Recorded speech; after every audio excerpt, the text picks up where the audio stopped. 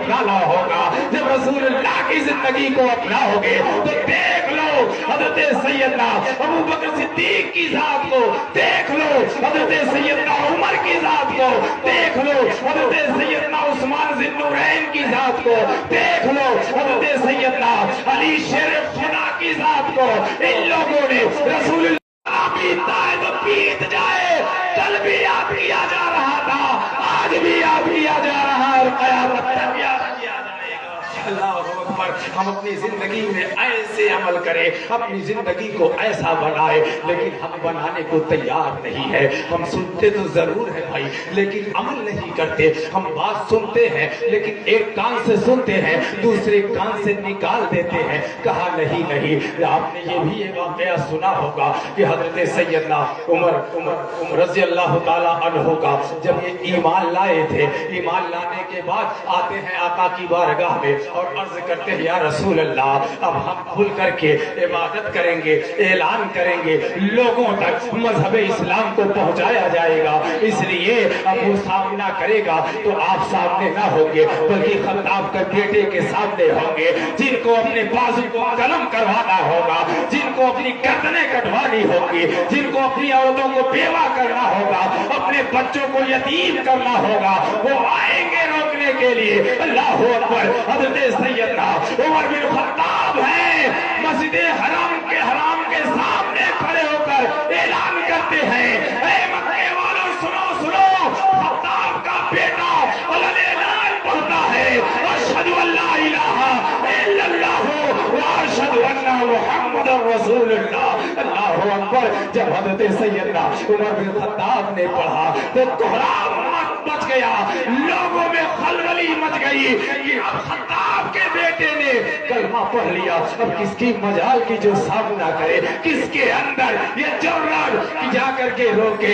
जब हजरत उमर ने इस्लाम को कबूल किया है, अल्लाह अकबर, तो उस वक्त हजरत सैयदना उमर बिन खत्ताब के ईमान लाने के बाद मजहब इस्लाम को इतनी ताकत पहुंची कि देखते देखते 1500 साल बीत गया और 1500 साल बीतते बीतते पूरी दुनिया में मजहब इस्लाम फैल गया।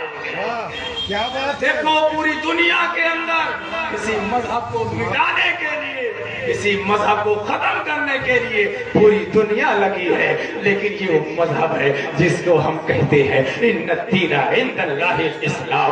तमाम मज़ाहिब के नजदीक जो अल्लाह का पसंदीदा मजहब है वो मजहब इस्लाम है। तो हमें अपने रब का शुक्र अदा करना चाहिए। मौला तूने हमें उस मजहब में पैदा किया है, उस मजहब का मानने वाला बनाया है जिस मजहब को तू पसंद करता है। अल्लाह अकबर। आज हमें वो मजहब मिला है, उस मजहब को हमें मानने का हुक्म आया है, लेकिन हम करते क्या है? क्या हमने पढ़ लिया ला इलाहा इल्लल्लाह मुहम्मदुर रसूलुल्लाह, अब उसके बाद 4 चीजें जो है उसे हमने बुला दिया कि हम 4 चीजों पर भी अमल करना होगा। कहा रोजा है, नमाज है, हज है, ज़कात है, ये अरका, ये 5 चीजें ऐसी है जो बुनियादी है, हमें इन पर भी अमल पैरा होना चाहिए। लेकिन हमारे मामलात ऐसे हो गए हैं कि हम अपनी जिंदगी में इनकलाब लाने की कोशिश करते हैं, लेकिन हमारी जिंदगी का मामूल ये बन चुका है कि हम अपनी जिंदगियों को ऐसे गुजारते हैं कि जैसे लगता ऐसा है कि चलता फिरता जिस्म है, लेकिन इस जिस्म के अंदर रूह नहीं है। ऐ प्यारे, अपने जिस्म के अंदर हलावत ईमान पैदा करो, अपने जिस्म के अंदर जज्बा ऐसा पैदा करो कि जमाना देख करके कहे ये देखो आ रहा है मुहम्मदुर रसूलुल्लाह का गुलाम आ रहा है, ये जो आ रहा है हुजूर सैयदुल कौनैन की उम्मत में पैदा करता हुआ, इसने ला इलाहा इल्लल्लाह पढ़ा है, ये वो आ रहा है। लेकिन आज हमारा मामला, हमारी सोसाइटी, हमारा रहन सहन मजहब के मुताबिक नहीं होता, बल्कि ऐसे होता है कि जैसे वो लोग चलते हैं जिन्हें यहूदी कहा जाता है, नसरानी कहा जाता है, मजूसी कहा जाता है। आज इस अजान की हम दुहाई देते हैं ना, जिस अजान के बारे में हम सुनते हैं एक कान से और दूसरे कान से निकाल देते हैं, जब यही अजान की बारी आई थी ना कि लोगों को कैसे इकट्ठा किया जाए, कैसे बुलाया जाए कि लोग एक जा हो जाए ताकि नमाज जमात से कायम की जाए, جائے تو ان میں سے کسی نے کہا تھا نقارہ بجا دیا جائے، کسی نے کہا تھا آگ لگائی دی جائے، کسی نے کہا تھا کچھ کر دیا جائے۔ آقا نے ان تمام باتوں کو رد کر دیا، لیکن حضرت عمر آگے بڑھتے ہیں اور کہتے ہیں یا رسول اللہ اکٹھا اگر کرنا ہے، اکٹھا کرنے کا سب سے اچھا طریقہ یہ ہے کہ اذان کے کلمات پڑھے جائیں، اذان کے کلمات پڑھے جائیں۔ اور جب اذان کے کلمات پڑھے جائیں گے، اذان کے کلمات کو وہی سنیں گے جو اذان کے کلمات کے معنی کو جانیں گے، اذان کے کلمات پر وہی عمل کریں گے جن لوگوں نے گواہی دی ہے، اذان کے کلمات کو وہی سمجھیں گے جو یہ سمجھتے ہیں الصلاۃ معراج المومنین، وہی سمجھیں گے حیا علی الصلاۃ، یہ وہی سمجھیں گے جنہوں نے کہا ہے لا الہ الا اللہ، حیا علی الفلاح وہی سمجھیں گے جنہوں نے کہا ہے لا الہ الا اللہ، الصلاۃ خیر من النوم وہی لوگ سمجھیں گے جنہوں نے کہا ہے لا الہ الا اللہ محمد رسول اللہ۔ سب کے سمجھنے کی ضرورت نہیں ہے، سب سمجھ نہ سکیں گے۔ آج اسی کلمات کو ہم سے ایسے غائب کر دیا گیا ہے کہ ہمارے بھائی کہتے ہیں کہ ہم اذان سنتے نہیں، اذان سنتے نہیں۔ کہا اذان نہیں سنتے، دکان جانے کا ٹائم یاد رہتا ہے، دکان کھولنے کا ٹائم یاد رہتا ہے، بازار جانے کا ٹائم یاد رہتا ہے، تو 5 وقتہ مسجد جانے کا وقت کیوں یاد نہیں رہتا؟ کہا ہر ایک کے پاس موبائل ہے اور وقت بھی یاد رہتا ہے، ظہر کا وقت 1:30 بجے 1 بجے ہوتا ہے، عصر کا وقت 5 بجے ہوتا ہے، مغرب کا وقت 6 بجے 7 بجے ہوتا ہے، عشاء کا وقت تقریباً 9 بجے ہوتا ہے۔ یہ اس وقت کی بات بتا رہا ہو جب 8:30 پونے 9 بجے جماعت ہوتی ہے، لیکن ہمیں نماز کے وقت کا دھیان نہیں، نماز کو ہم سے کوئی مطلب نہیں، اس لیے ہم تو اپنی زندگی میں نہ نماز کو لانا چاہتے ہیں، نہ روزے کو لانا چاہتے ہیں، نہ حج کو لانا چاہتے ہیں، نہ زکوٰۃ کو لانا چاہتے ہیں۔ کہ یاد رکھو پیارے، یہ چند دن کی عارضی زندگی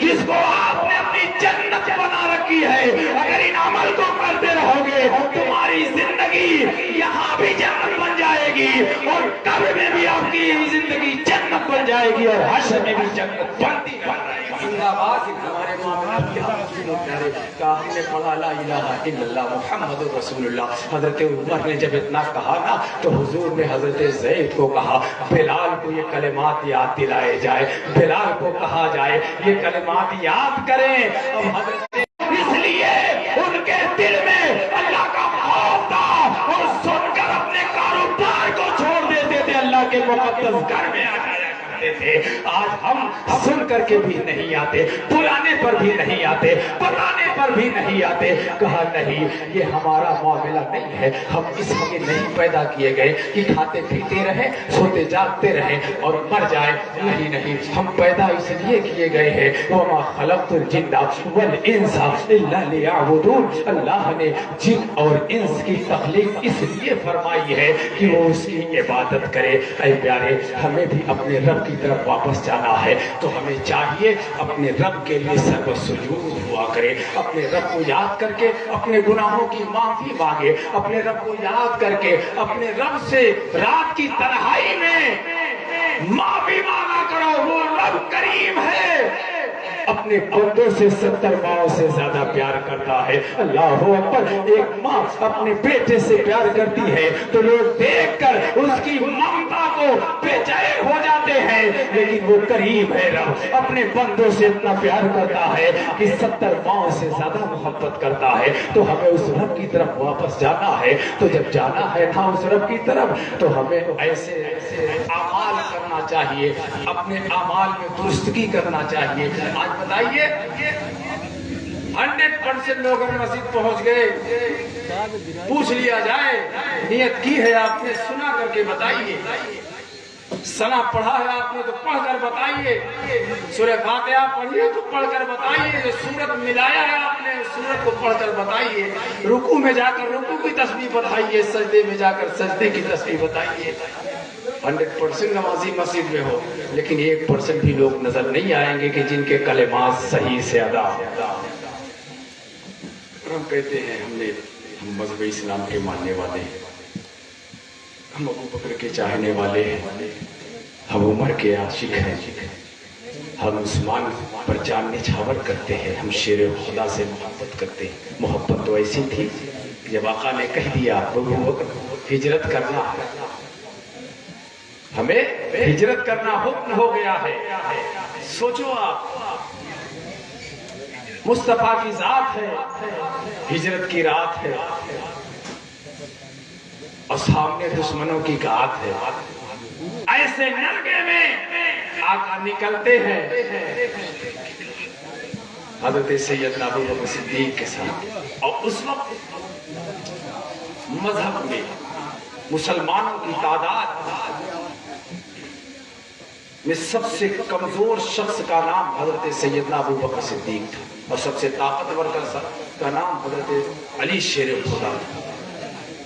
لوگ کہیں جاتے ہیں دشمنوں کے نلغے میں یا دشمنوں سے خوف ہوتا ہے تو طاقتور شخص کو ساتھ لے جاتے ہیں کہ طاقتور رہے گا تو کم از کم اس دن مقابلہ کرے گا، لیکن آقا طاقتور کو نہیں لے جاتے ہیں، حضرت ابو بکر کو ساتھ لے جاتے ہیں۔ جو لوگ گئے ہیں غار ثور، جس پہاڑی کا نام ہے، اس کی اونچائی تقریباً 5400 فٹ، کنارے پہنچے، ابو بکر بیٹھ جاؤ، ہم تمہارے کاندھے پر سوار ہو کر یہاں سے سفر کرنا چاہتے ہیں، مجھے بتاؤ سب سے کمزور ہے۔ یہ نہیں کہا آپ ہمارے کاندھے پر کیسے بیٹھیں گے یا رسول اللہ، میں تو اتنا کمزور ہوں کہ اپنا بوجھ نہیں اٹھا سکتا، آپ کا بوجھ کیسے اٹھاؤں گا؟ بیٹھ بیٹھ۔ وہ کہتے ہیں نا بٹوارے میں گڑبڑی کی ہے آقا نے، پہلا خلیفہ ابو بکر کو بنا دیا، پہلا خلیفہ علی کو بنانا چاہیے تھا۔ اور جب مکہ فتح ہوا تھا تو حضرت علی نے کہا تھا یا رسول اللہ میں بیٹھ جاتا ہوں، آپ میرے کاندھے پر سوار ہو جائیں اور اس بڑے دل کو توڑ دیں۔ آقا نے فرمایا ابو بکر علی تم نبوت کے بوجھ کو نہیں اٹھا سکتے، نبوت کے بوجھ کو نہیں اٹھا سکتے، اور یہاں فرماتے ابو بکر بیٹھو، میں تمہارے کاندھے پر سوار ہوتا ہوں۔ 5400 فٹ کی اونچائی ہے، آقا کو لے کر گئے۔ اب مجھے بتاؤ، آقا نے پہلے اشارہ دے دیا، وہ اشارہ یہی تھا کہ میرے بعد جو میرا جانشین ہوگا، میرے بعد جس کے ہاتھ میں مذہب اسلام کی باغ ڈور ہوگی، جو پہلا خلیفہ ہوگا وہ کوئی اور نہیں ہوگا بلکہ میرا ابو بکر ہوگا، پہلا خلیفہ ابو بکر ہوگا۔ اور یہاں دیکھو خانہ کعبہ کے اندر ہے، کہا توڑ دیجئے سوار ہو کر، کہا علی بوجھ نہیں اٹھا سکتے۔ اب آقا فرماتے ہیں علی تم میرے کاندھے پر سوار ہو کر اس بڑے بت کو توڑ دو۔ خانہ کعبہ میں ہے، خانہ کعبہ کے اندر حضرت علی سوار ہوئے، تھوڑا اس کے بعد فرماتے ہیں آقا بتاؤ علی کہاں پہنچا؟ اجازت ہو عرش کے پائے کو زمین میں لا کر، آقا فرماتے نہیں نیچے اتر آؤ۔ جب حضرت علی نیچے آئے تو آقا فرماتے ہیں علی آگے، کہا اتنی دور سے اتنی جلدی کیسے نیچے آ گیا؟ اللہ اکبر، میرے آقا نے دنیا میں مقام علی کو بھی بتا دیا، مقام ابو بکر کو بھی بتا دیا۔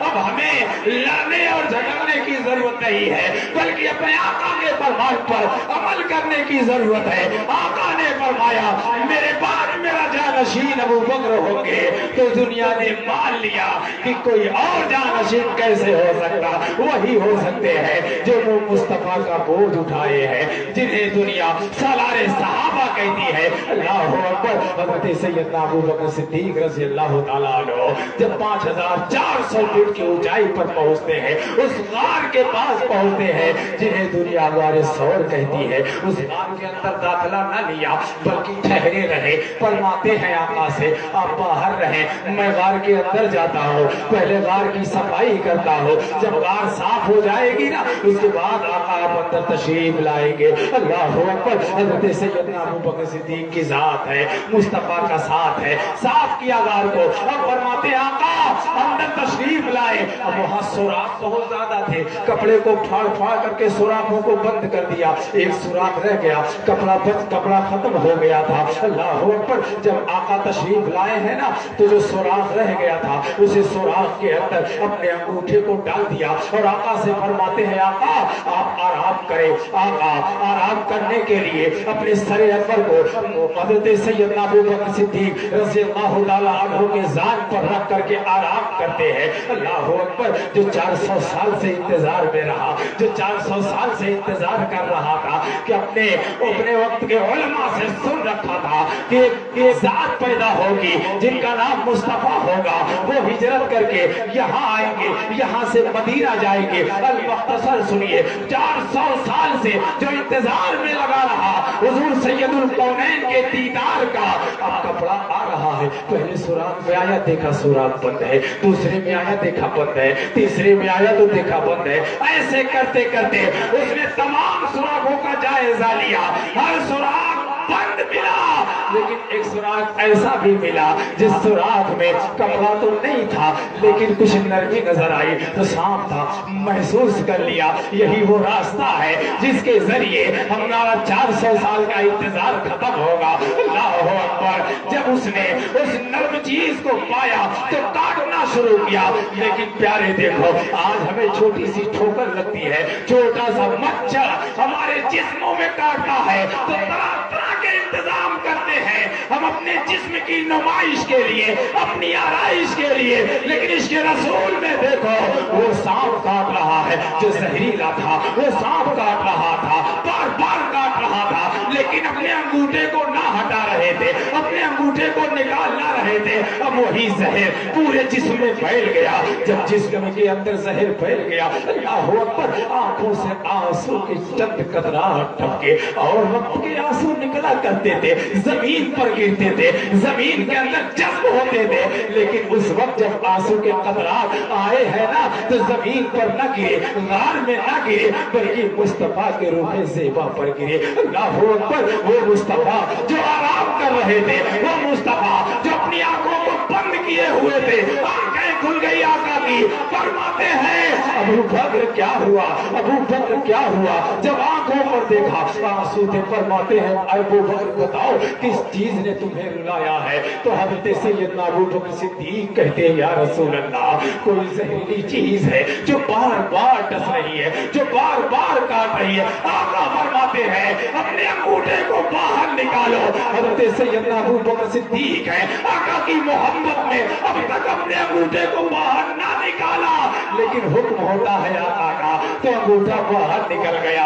जब अंगूठा बाहर निकाला है, वो साहब जो 400 साल से इंतजार कर रहा था कि मुस्तफा यहाँ आएंगे और उनके रुखे ज़ेबा की ज़ियारत करूंगा, अल्लाह अकबर, बाहर निकलता है और निकल कर कहता है, हमने आपके आशिक को तकलीफ नहीं पहुंचाई है, हमने आपके आशिक को जानबूझ करके नहीं काटा है, जानबूझ करके ईज़ा नहीं दी है, बल्कि इसका अंगूठा आपके दीदार में खलल पड़ रहा था, इसलिए हमने कसा ताकि ये अंगूठा हट जाए। अल्लाह अकबर। पता ये चला वो बेज़बान जानवर है, मोजी जानवर है, मुस्तफा को के दीदार के लिए 400 साल पहले आकर उस गार में मौजूद था, इंतजार कर रहा था मुस्तफा इस गार के अंदर आएंगे। जब वो आएंगे ना, तो हमें उनके रुखे ज़ेबा की ज़ियारत कराई जाएगी। अल्लाह अकबर। हज़रत सैयदना अबू बकर सिद्दीक रज़ियल्लाहु ताला अन्हु पर जिस जगह, जिस अंगूठे पर सांप ने अपना जहर डाला था, मुस्तफा ने अपना लुआब दहन डाल दिया। अल्लाह अकबर। लुआब दहन की बरकत ये थी, उस वक्त अल्लाह ने उन्हें शिफा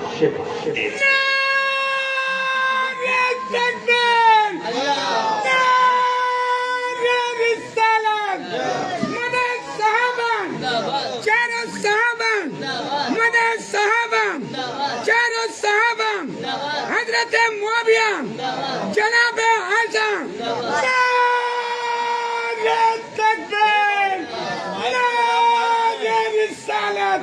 क्या कहना, सुभान अल्लाह। इसीलिए कहता हूं, ऐसी मोहब्बत ना करो, ऐसा इश्क ना रखो जैसा वो मक्के वाले करते थे, जिसका नाम अबू जहल है, अबू लहब है, خطبہ اور شہبہ ہے، آقا سے محبت کرنی ہے تو ایسی محبت کرو جیسی حضرت سیدنا ابو بکر کیا کرتے تھے، حضرت عمر کیا کرتے تھے، حضرت عثمان کرتے تھے، حضرت علی کیا کرتے تھے، حضرت طلحہ کیا کرتے تھے، حضرت زبیر کیا کرتے تھے، حضرت سعد کیا کرتے تھے، حضرت سعید کیا کرتے تھے، حضرت قتادہ کیا کرتے تھے، حضرت عبد الرحمن بن عوف کیا کرتے تھے۔